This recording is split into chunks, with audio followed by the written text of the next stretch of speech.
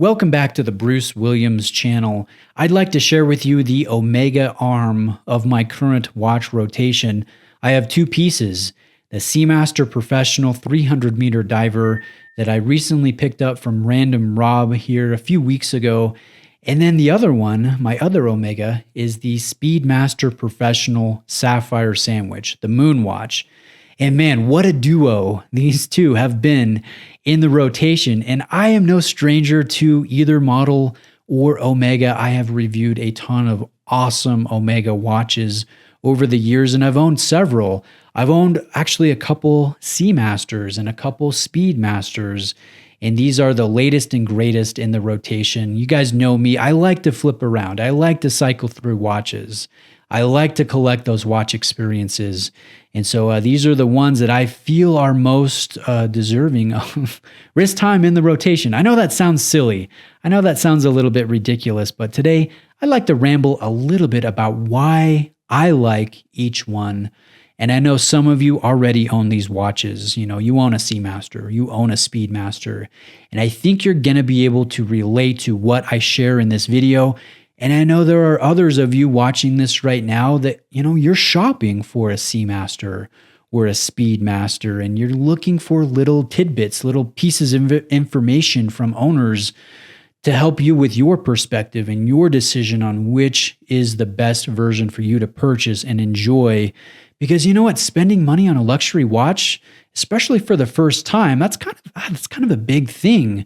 There's something weird about spending thousands and thousands of dollars to put something on your wrist that essentially is jewelry that tells you the time, not even to an extremely accurate level, right? The phone in your pocket does a better job when it comes to keeping track of time accurately.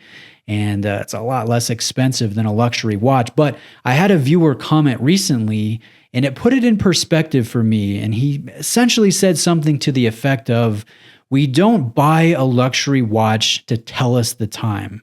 We buy a luxury watch because we love looking at that luxury watch when you look at your wrist to gauge the time. It's more about the watch and less about the time, if that makes sense. It might sound a little bit silly, but I don't know, it resonated with me. I really liked the comment. And so let's talk about both of these. They're very different, but they're both icons, I think, within the Omega line. And really, it's the Seamaster and the Speedmaster that sell watches for the Swatch Group brand. If you took away both the Speedy and the Seamaster, it just would not be the same company. So let's start with the Seamaster. This is the one that I've had the least amount of time, this exact variation. Again, I've owned many Seamaster watches, and you know what, maybe I'll just share that here real quick. My first luxury watch, my first expensive piece, was a Seamaster from the 1990s, the Brosnan Bond era quartz Seamaster with the blue wave dial, the aluminum bezel insert, the skeletonized hands. And when I bought that, I think I paid around $1,700, maybe $1,800. And I thought that was just the danged coolest watch ever. I was in awe. I was, over the moon thinking, I was telling my friends, hey, this is nicer than a Rolex. It's just the best, blah, blah, blah. And it's funny looking back now because I didn't know much about the quality of the quartz movement or what the Cal 1120 really was, the automatic variation. I didn't know a lot, but I did know that I loved that watch. And I've owned others. I've owned, the electric blue. I've owned the ceramic version, the next generation of the Seamaster.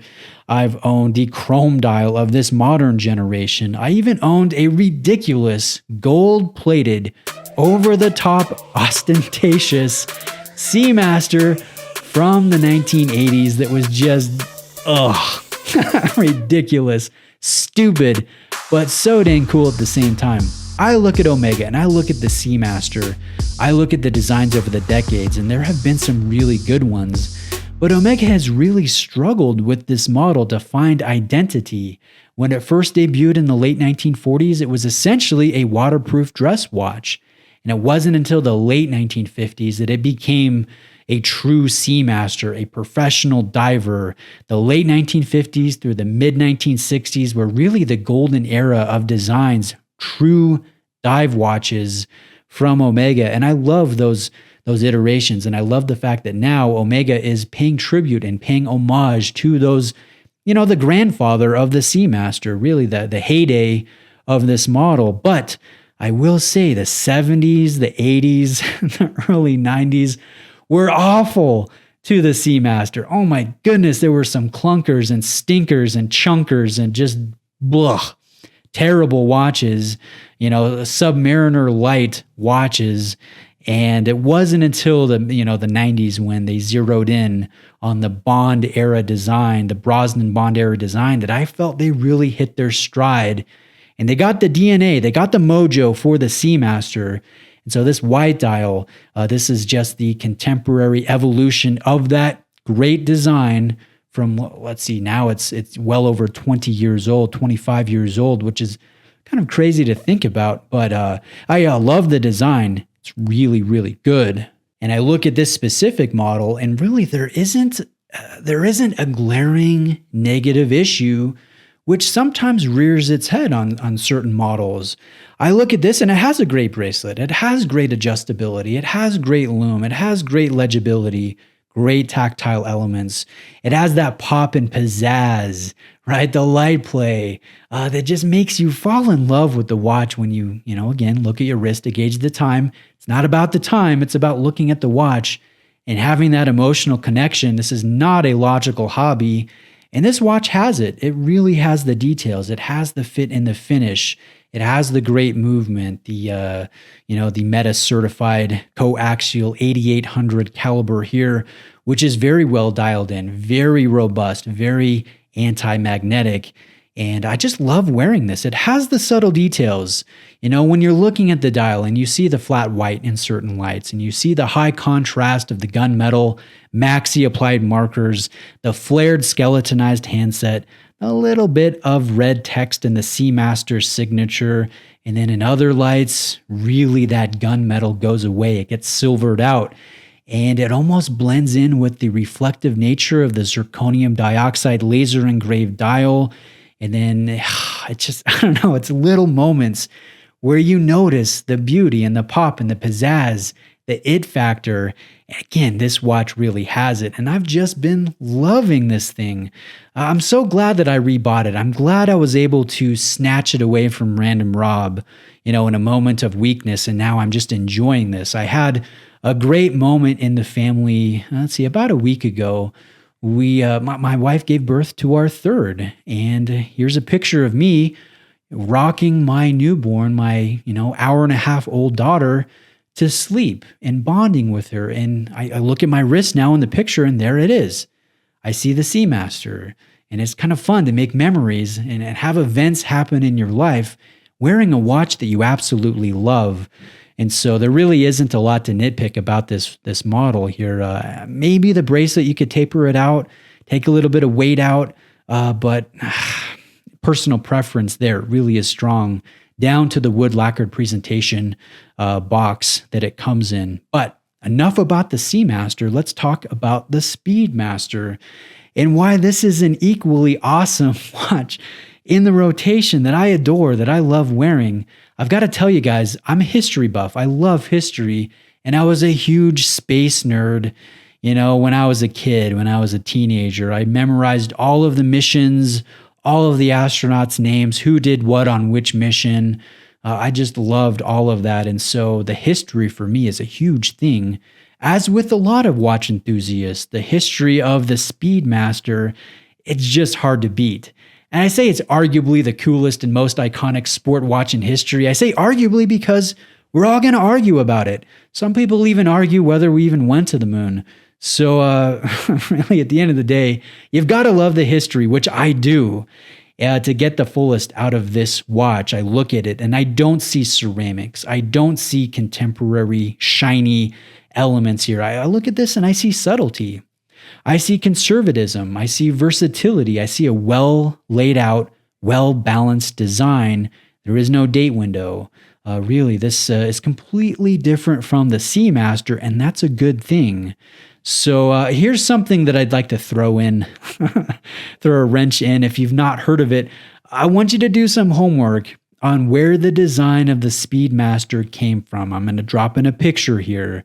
I will say Omega did not come up with this design, and you might not be familiar with that, but it's a fun little thing to dig into if you're so inclined. Let's get back to this watch here. Let's turn it over and take a look at the movement. It could not be more different from the 8800 coaxial movement in the Seamaster with the arabesque finishing. This is a Lemania-based chronograph, and it is a mechanical chronograph, so you don't get the rotor. In fact, you look at this, and it is classically beautiful, classically executed. There is no arabesque. This is a Geneva striping with micro perlage work and anglage, gold tone accents, and it is so lovely. But the thing that I like about it is it has completely been taken into the Metis era of Omega products. So this will have a tri-level coaxial escapement with a silicon hairspring, variable inertia balance here for the regulation system.